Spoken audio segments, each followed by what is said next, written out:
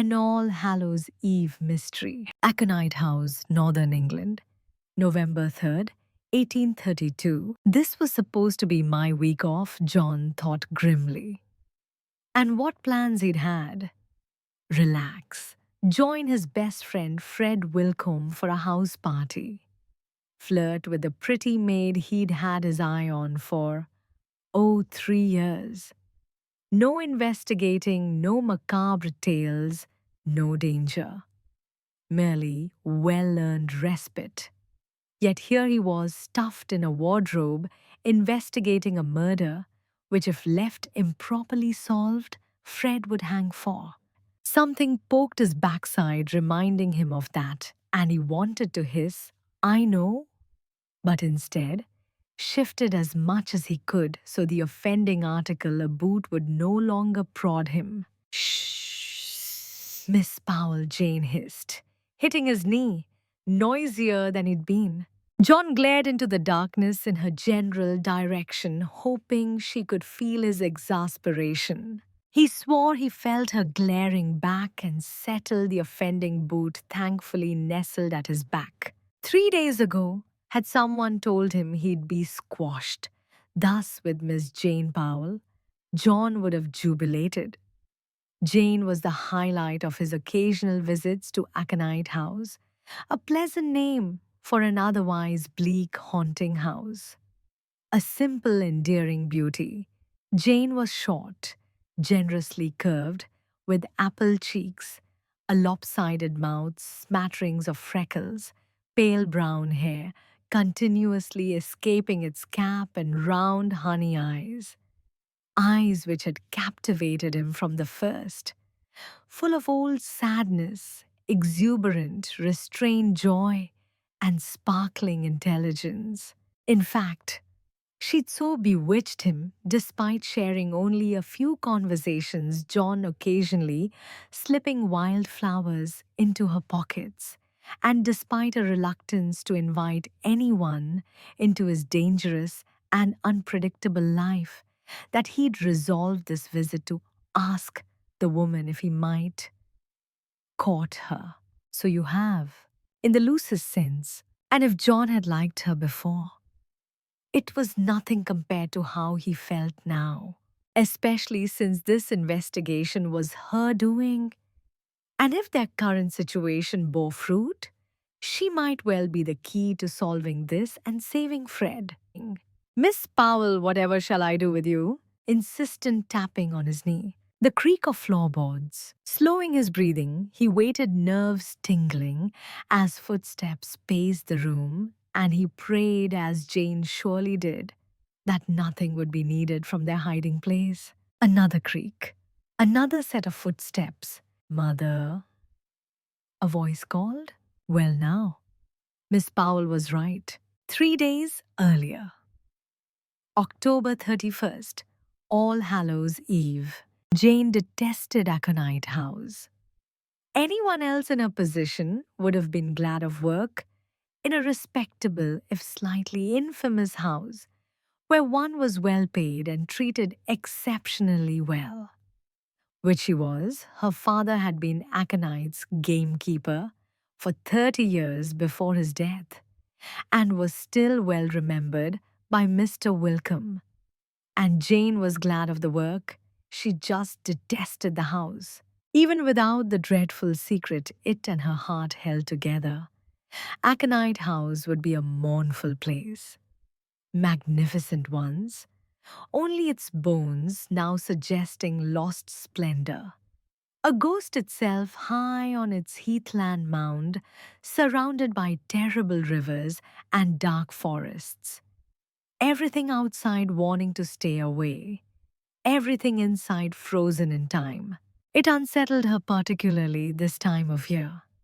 She didn't believe in the seasonal thinning of veils between worlds, except at Aconite House. Then she felt it tangible as rain, secrets, grief, the hold of something beyond.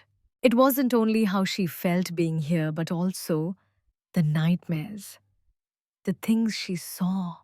Tragedy does that to a house, and there's nothing for it. Word had come that the Spencers wouldn't be returning to Claiborne House this year, even before.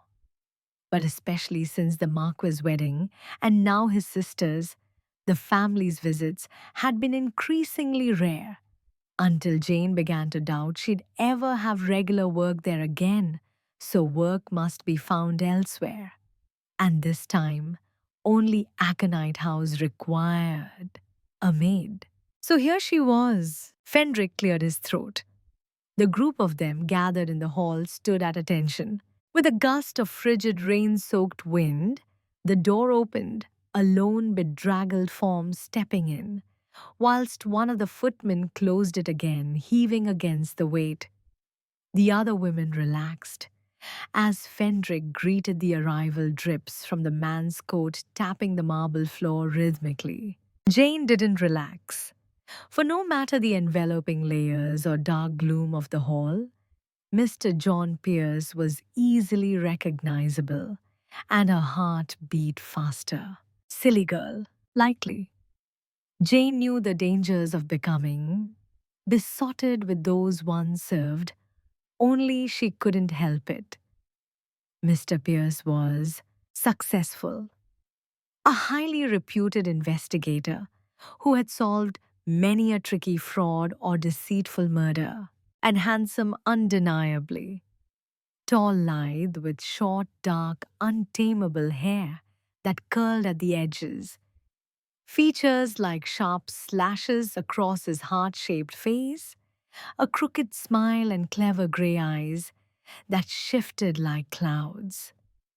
Eyes which shone with playfulness, but also an attractive dangerousness, which should have been a warning. The most endearing, however, was his kindness to everyone high or low. He listened and looked at those others pretended didn't exist. He didn't give himself airs despite his association with the higher, wealthier echelons like the Willcombes, though young Mr. Willcombe wasn't exactly wealthy and had suffered his father's infamy. Mr. Pierce was himself, and the way he looked at her spoke to her. He made her feel giddy, appreciated, and made her dream of something more than a maid's life. When he looked at her, as he did now, grey eyes raking appreciatively, making her blush, though typically she didn't. Well, he made her feel good, as if they were alone. "John, you daft fellow!" the young Mr. Willcombe cried, descending the stairs, breaking the moment and Jane's daydreams. "You didn't ride, you madman." "I did," Mr. Pierce answered, moving to greet his friend. The two spoke and laughed, and Jane did not pay attention. A task helped by another of Fendrick's throat clearings and the reopening of the door, this time for the Jennings family. Jane and the others rushed forth, a swarm of industrious ants, and Jane steadfastly ignored the warm prickling at her neck for a moment. Then she glanced over her shoulder and, meeting Mr. Pierce's eyes, grinned widely. "Perhaps this time Aconite House won't be so bad. No wonder Fred insisted I come. This party is torture." Though John was loath to use that word to describe something so trivial, even if this dinner didn't feel trivial. This evening of strained silences and biting conversation, underscored by the terrible storm outside batting at the windows, whistling through cracks as if determined to demolish Aconite House. Potentially a welcome relief. But yes, John hadn't understood Fred's begging. He'd visited here often since they'd been friends, and Fred knew he was between cases.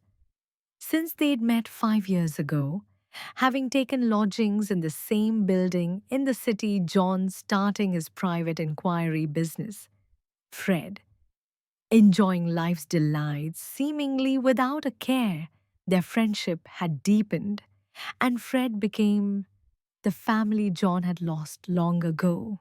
Over the years, they'd shared much, Fred eventually revealing the sorrowful loss of his mother and his father's unyielding temper, which had led many to speculate Mr. Willcombe had had a hand in his wife's death. John had only ever seen Mr. Willcombe as maudlin or opinionated, and though he knew the relationship between father and son was strained, he'd never seen Mr. Willcombe as Fred described, loathed, a mean drunk, until now. The others of this party couldn't be deemed much different. In fact, if not for Fred, and yes, delightful Miss Powell, he'd have left. He'd met them all before, save for the elderly Hansons, newly arrived to the area, harsh-featured the lines and pull off their skins, suggesting bitterness. It was the usual assortment: neighboring landowners, tradesmen, the magistrate, and Dr. Merrow. But John had never seen them so grim, as if the cloud which perpetually hung over Aconite House, typically beaten back with good cheer, had infected them. Even the servants. John risked a glance at Miss Powell, currently refreshing the sideboard. There was tension in her.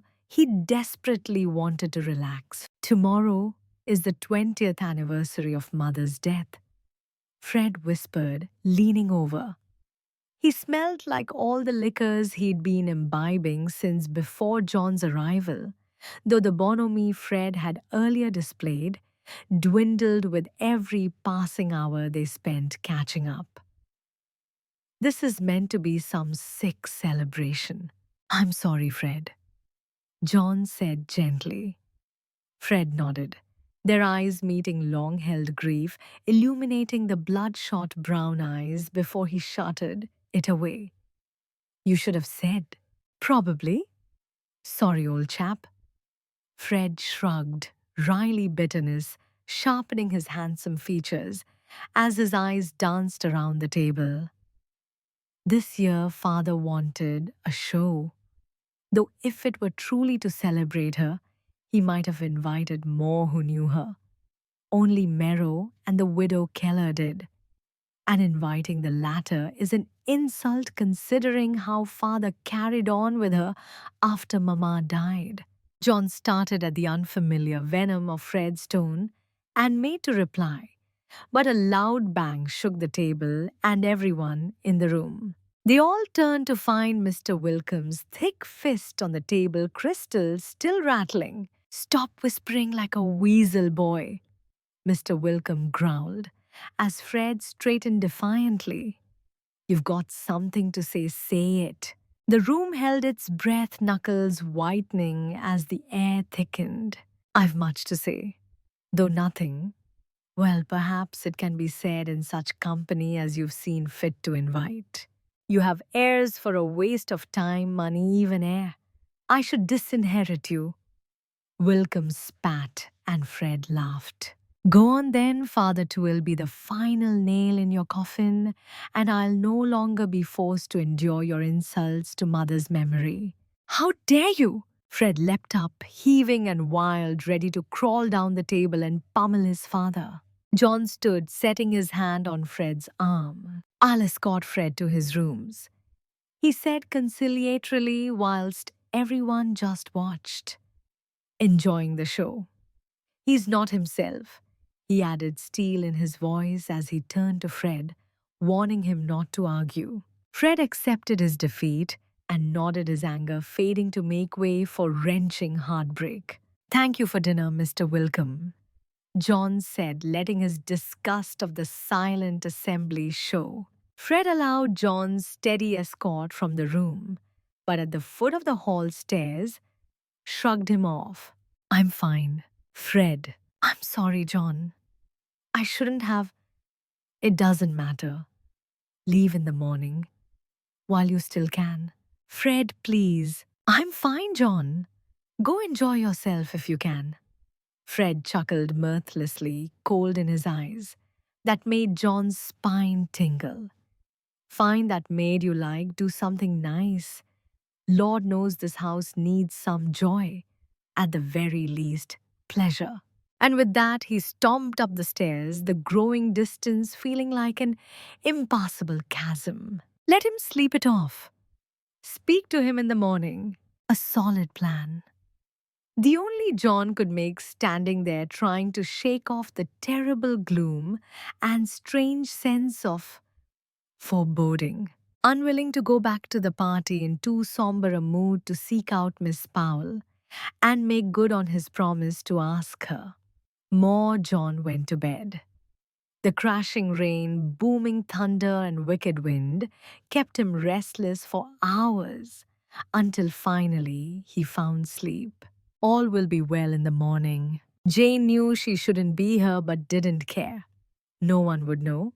The house was abed, as she should be considering it had just rung 3. Only attempting sleep was useless tonight. Impossible with memories and guilt swirling within her. As always this time of year. Fitting that the weather was so similar to what it had been 20 years ago, only magnified by time and regret, anger, sadness. Strangely, the viciousness of the storm banging on the window she sat at in the gallery soothed her. The gallery full of expensive art but only few portraits. The line of Willcombes, who could afford portraits, wasn't long. Mr. Willcombe had raised his family with a shrewd and keen business sense. Besides, there was only one portrait which mattered to anyone, including Jane, Mrs. Willcombes. Beautiful, joyful, surrounded by those bright flowers she loved. Jane had been at Aconite House for the morbid anniversary before, but never felt compelled to sit vigil with the woman's portrait. Usually she marked the day in other ways, but tonight had been horrible, excruciating and vile. Luckily, after that dinner display, they'd all slowly retired, until only Mr. Willcombe remained alone in his study, nursing whiskey until he finally went to bed around 1. Jane had crossed him in the hall and wanted to do something impossible. Jane had never disliked any of Mr. Willcombe's guests, nor Mr. Willcombe himself, but this evening. She couldn't excuse Mr. Willcombe, nor how he treated young Mer Willcombe, whose pain she knew well, that of losing a mother, but he had some excuse. He loved and missed his wife. The others watched the Roman games drunk on Bloodsport. Only Mr. Pierce had been compassionate. The way Jane jumped as footsteps sounded light and swift, yet stark even against the chaotic storm. Straightening, she listened intently, her heart beating a tattoo, telling her it wasn't a lost guest or wandering servant. Pulling her dressing gown tight, she rose carefully, crossing to the door, lightning flashing shadow plays onto the floorboards. A stair creaked, and Jane tried to place it in her mind, even as she shivered not from cold, but dread. Her throat was tight, and she was ashamed to notice she was shaking as she stepped into the corridor. You're made of sterner stuff. The landing above has a creaking step. Quickly and silently, she went up the stairs so she could see the floors above. Not truly knowing what she would do when she discovered whomever it was, surely not an intruder, for she'd helped Fendrick close the house, only that something tugged her onwards, telling her she needed to know. Another flash of lightning and boom of thunder which shook the house and Jane, the wisp of fabric. Swallowing hard, Jane turned, looking up to the landing above. Thunder, lightning, and no. She gasped, spying the figure illuminated for the briefest moment by the storm but unmistakable. A figure often seen in her dreams now made flesh. Mrs. Willcombe. The spectre in its flimsy white chemise eyed her with disdain and hatred, and Jane's heart broke as tears pricked her eyes. "I'm sorry," Jane murmured on a sob. "So sorry." The figure's eyes narrowed, then it swept away into the darkness. Jane knew she should pursue it, say all she'd held in her heart for 20 years, but she couldn't move. Still, she was rooted there hours later, frozen and covered in tears, when the scratching in the servants' corridors began. A wraith herself, she dragged herself upstairs to dress, knowing what she must do. Say the words in her heart only this time to living beings. "I'm sorry." November 1st. All Saints' Day. "Mr. Pierce, please." Someone nudged him gently, though the gentleness didn't stop John from scampering, swatting at the threat, mingling with remnants of disquieting dreams. "I'm sorry, sir. Mr. Willcombe needs you." Some semblance of meaning pierced his foggy mind, and blinking against the little light in the room, John dragged himself to sitting and peered at the figure beside him. "Fred's valet." "What's happened?" John croaked, rubbing a hand over his face. He looked over at the window. He'd never drawn the curtains and found that though the storm was gone, it wasn't forgotten in the dark grey of early morning. He noted, glancing at the clock on the mantel, which read 7. "It's Mr. Willcombe," the valet said gravely. John's heart leapt, then calmed when the man continued. "The elder, sir. He passed in the night." "Damn." "Where's Fred?" John asked, tearing from bed and into clothes. His friend must be a mess. Whatever their feelings towards one another, a parent's death was never easy. "At least I'm here for him." "Mr. Willcombe's in the corridor at Mr. Willcombe's door. We weren't sure what to do, sir." "You did well fetching me. Who else knows?" "All the servants likely. We had to break down the door. Of the guests, only Dr. Merrow." John nodded, pulling on his braces and boots, grabbing what clothing remained to finish, as they walked, signaling to the valet to lead the way. John's suspicions were correct, and his heart twisted. Fred was a mess.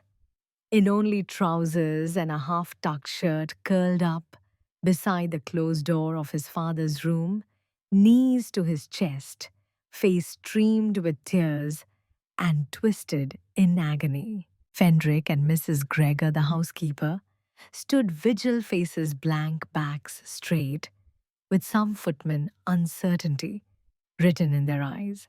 "Are there guests in the nearby rooms?" John asked. "No," Mrs. Gregor said. "Please ensure everything is normal for now." John instructed their leader now by default. "Dr. Merrow's in there." Fendrick nodded. "I'll speak to him and take care of Mr. Willcombe. No word of this should reach the guests' ears until Mr. Willcombe decides how to proceed." "Yes, sir," the two senior servants chanted in unison.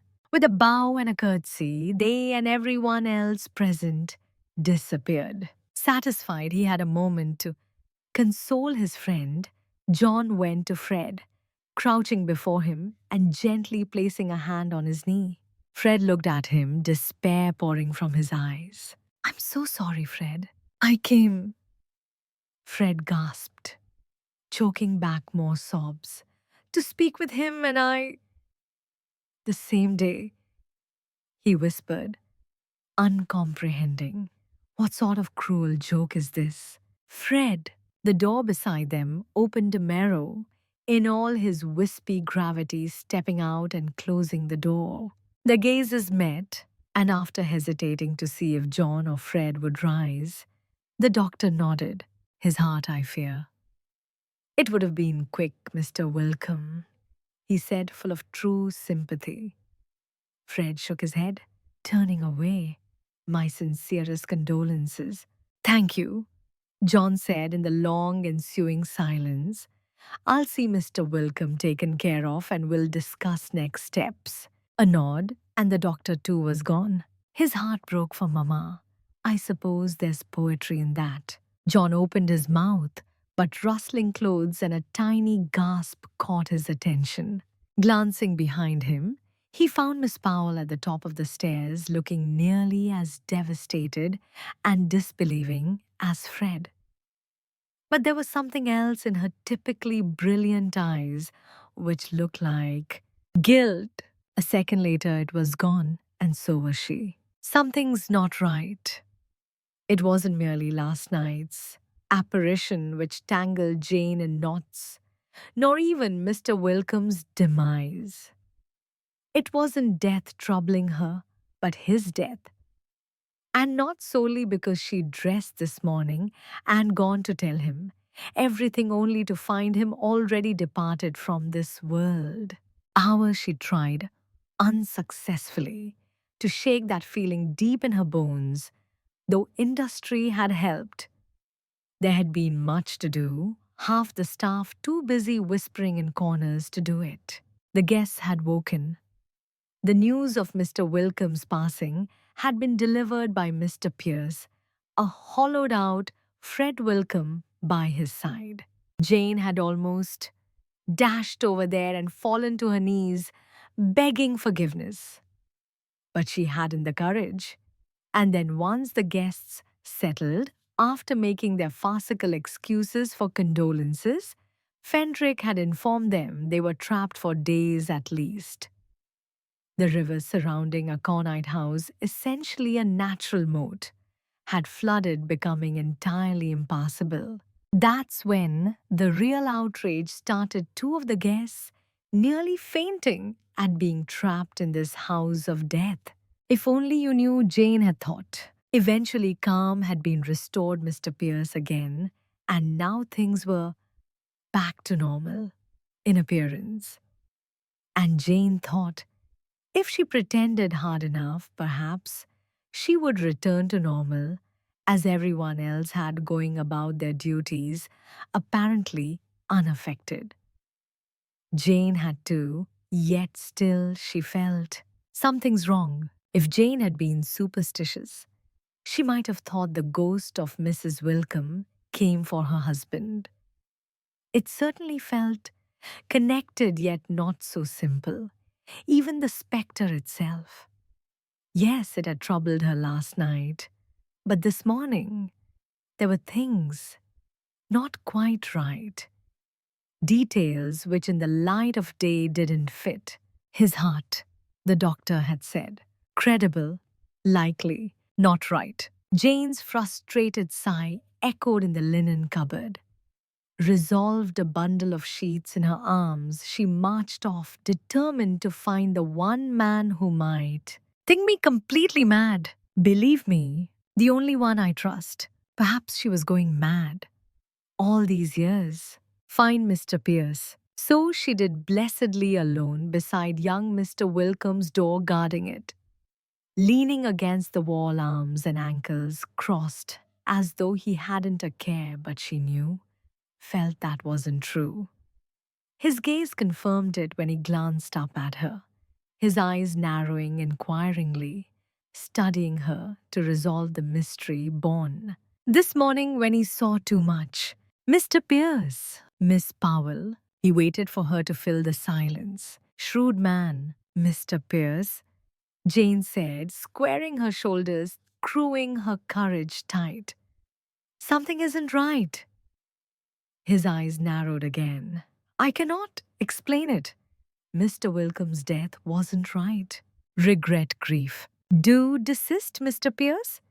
She said dismissively, pleasant, albeit confused surprise lighting his eyes. Catching him off guard made her warm and pleased when all she should be was focused and sad. I mean, I feel there's something more going on. The doctor, I know, and I know. My feelings mean nothing. Still, I hoped you might listen. You have my attention, Miss Powell. Instinct can be a powerful thing. Jane steadfastly ignored the low tingle, spreading through her at the double entendre. Perhaps you'd illuminate me as to why you believe something's amiss. Taking a breath, Jane prepared herself. In for a penny? Last night, I saw the ghost of Mrs. Willcombe, she said, and though Mr. Pierce didn't laugh, she felt she'd just dropped in his esteem and hated it. Miss Powell, don't please Mr. Pierce, she begged, and he softened. I know what I saw. And I saw the ghost of a woman who's been dead 20 years roaming the halls the very night the master died. Even the ghost itself. Something isn't right, Mr. Pierce. He scrutinized her, undoubtedly trying to determine whether he should fetch tomorrow, until finally he saw something which swayed him to her cause. I think you'd best tell me everything, Miss Powell. Are you sure you're all right? John asked, gently, quietly, out of superstition he liked to call reverence. One must have some reverence when searching a dead man's room, particularly when said dead man was still lying in bed. Some might scoff at his willingness to investigate because of a maid's ghostly sighting and feeling something was amiss. John, however, had learned to trust everyone's instincts. More than once, an intricate mystery was unraveled because someone had a feeling. And yes, he was also willing because Miss Powell had come to him. Miss Powell, who was certainly hiding something but who also stirred a desire to protect and ease that pain I see behind her eyes. I'm fine, Miss Powell answered, tearing him from inappropriate thoughts, and his eyes cut to her. She stood beside him just past the threshold, stoic, though her eyes flitted about nervously, not avoiding Mr. Willcombe's body, suggesting this wasn't her first time in the presence of a corpse. What are we looking for? Anything of note out of place or to suggest foul play? Why did they break down the door? He asked suddenly, frowning, casting his eyes away. Which shouldn't be so tasking. Mr. Willcombe didn't like servants coming in here to attend him. He was a simple man, Miss Powell said, with unexpected fondness. The door to the servants' passages is blocked, she told him, pointing to the wardrobe. He unlocked his door in the mornings when he was dressed and ready for breakfast. So this morning, young Mr. Willcombe knocked and had no response. John nodded and slowly moved into the room, his eyes noting everything of no import until it was. Miss Powell did likewise, studying the body, seemingly sleeping with more attention than he expected. She truly was fascinating and shrouded in questions. How long have you worked here? I started back here about 3 years ago, though I usually serve Claiborne House. I worked here as a girl. My father was gamekeeper for 30 years. Why leave? Opportunity, she said, sounding rehearsed. Papa thought I could work my way to being a lady's maid at Claiborne House when Mrs. Willcombe died. So you weren't ill-treated, I've heard Mr. Willcombe's temper. He was a good man, Miss Powell said defensively. Kind to me? Grief? It changes us all, wouldn't you agree? Point to Miss Powell. John thought as she raised a brow, smelling his own grief on him. He nodded. And then Miss Powell sniffed the air, a frown between her brows. Mr. Willcombe was ill. Not uncommon in such cases.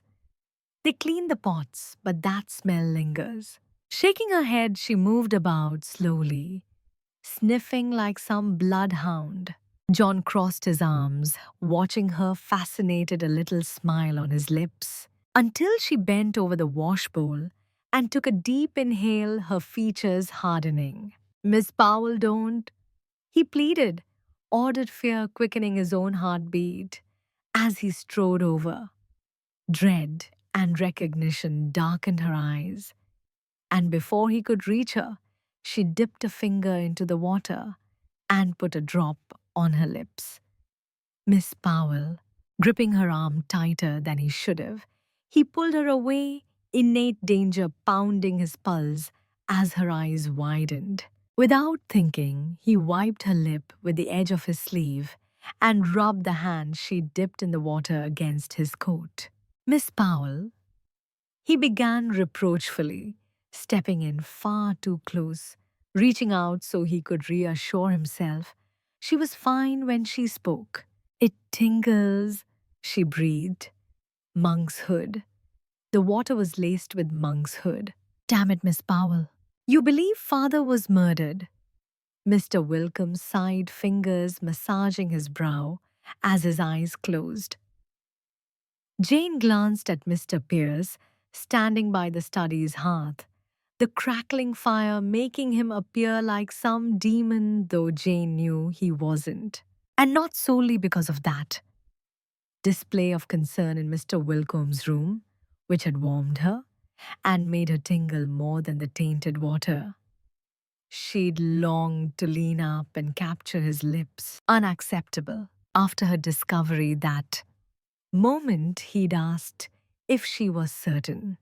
She'd said yes, he'd nodded, then told her to wait for him here whilst he fetched Mr. Willcombe. She was to brook no argument, not that she would have. She was too concerned, angry, relieved.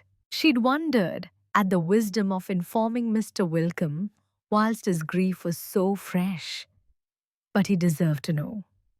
Much needed doing to uncover this crime, and perhaps God knew that. Hence trapping them all here, to bring the truth to light. All of it. I know this is hard to believe. Mr. Willcombe began laughing maniacally, shaking with bitter mirth, and Jane exchanged another glance with Mr. Pierce. The complicity of it felt almost as nice as his unwavering belief in her. Quite the opposite, John. Both looked to Mr. Willcombe, who bore a mocking smile on his lips. Though he may have called them friends, our guests all suffered father's controlling hand and stubbornness. Only the servants of Aconite House held him in any esteem, he added, raising a brow at Jane.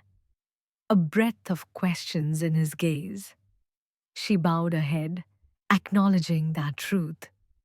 Each of the guests has some unpleasant history with my father, be it foiled plans or jilted hearts. The Hansons accepted they only arrived here a few weeks ago.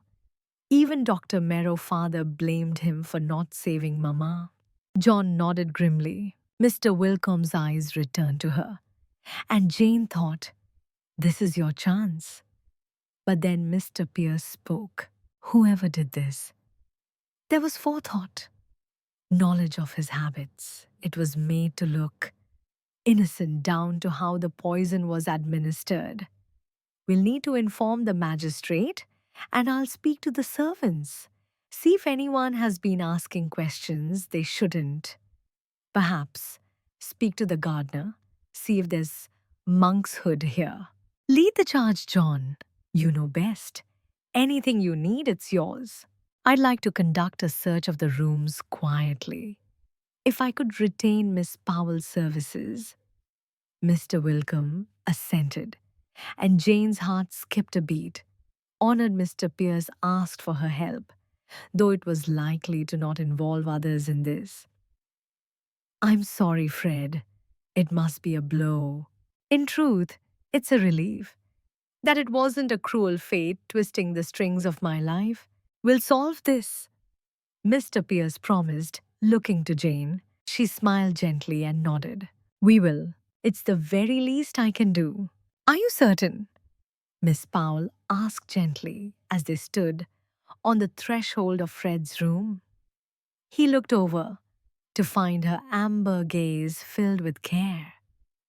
He smiled reassuringly, tempted to smooth the brooding lines of her face with his fingertips. Later, once this is over, you may attempt a connection, I'm sure. There must be no doubt we've been thorough and impartial. Miss Powell nodded, remaining at the door as she had in every room until now.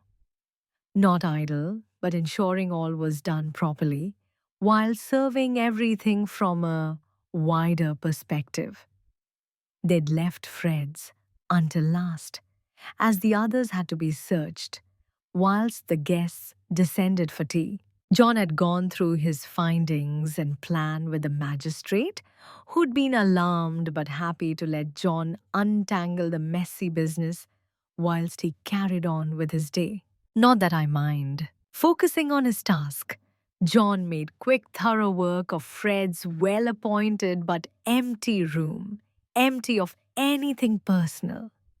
Even his clothes remained in his traveling bag, only a few bits strewn about, along with empty liquor bottles. Still, John checked every drawer, trunk, and crevice. And no beyond some interesting reading materials in Miss Jennings' night table, they hadn't found anything noteworthy. The quicker you finish, the better, John thought, moving to the bed. Sliding his hand under the mattress, he felt for anything unusual, careful not to catch on the ropes. Nothing, as you well knew. Nonetheless, he went to the other side to repeat the process, throwing Miss Powell a smile, which she returned, her eyes softening. She's something. John's hand ran the circuit again, and he almost thought it was over until he reached the top corner and touched something cold. No. Dread filled his heart as he palmed the object, steeling himself, though he knew what was coming as he rose. Holding out the bottle, he looked to Miss Powell, feeling a failure, Fred's executioner. She shook her head disbelieving and came to him as he uncorked the top, holding it out for her. One whiff, and she nodded desolately, setting her hand on his forearm as he recapped the bottle. That tiny touch helped soothe the sting ever so slightly. "I'm sorry, Mr. Pierce." "So am I, Miss Powell." "It wasn't him," Jane declared vehemently. She and Mr. Pierce once again stood in the study, this time alone. It seemed gloomier, though candles had been lit, and the fire-wrought shadows licking at the walls. After their discovery, Mr. Pierce had no choice but to inform the magistrate, who'd summarily placed Mr. Willcombe under arrest, content to consider the matter settled, citing young Mr. Willcombe's problematic finances as motive and last night's argument as a final straw. The house had been abuzz, that spectacle even more titillating than the last. Shock rippled through the servants, and sadness too, for Mr. Willcombe's inevitable fate once the roads cleared and matters could proceed. Focusing on the present, Jane warmed the untouched brandy in her hand, glancing at Mr. Pierce leaning on the mantel, his own drink hovering at his thigh. Since finding that bottle, he'd seemed wilder, untethered, more magnetic, but heartbreaking for the doubt flickering in his gaze. "He didn't do it, Mr. Pierce. I've known him since I was a child. Mrs. Willcombe would let us play. The only passion I've seen him ruled by is passion for life. He wouldn't hurt his father, no matter the enmity between them."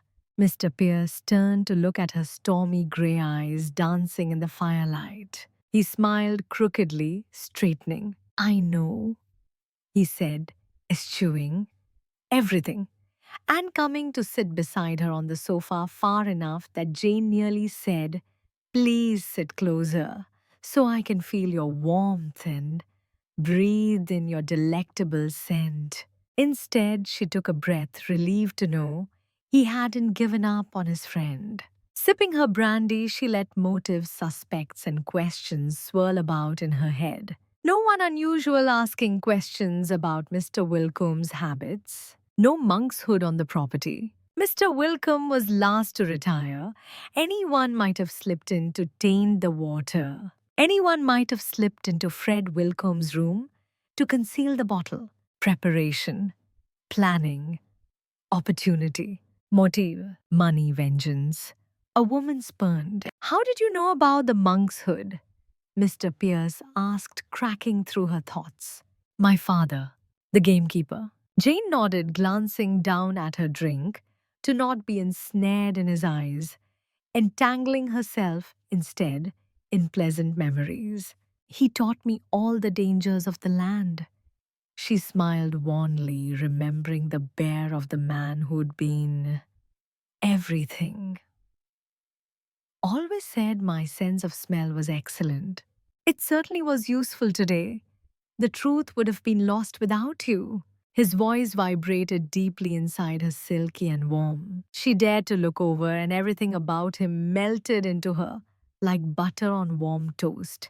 You aren't going to ask if I did it? No, he breathed, and their now undeniable attraction laced with a profound understanding that went beyond words flowed between them. The circumstances, the danger, should make her wary, but instead Jane felt for the first time, I'm right where I belong, doing what I'm meant to. Someday soon I'll ask you what you're holding on to, he added.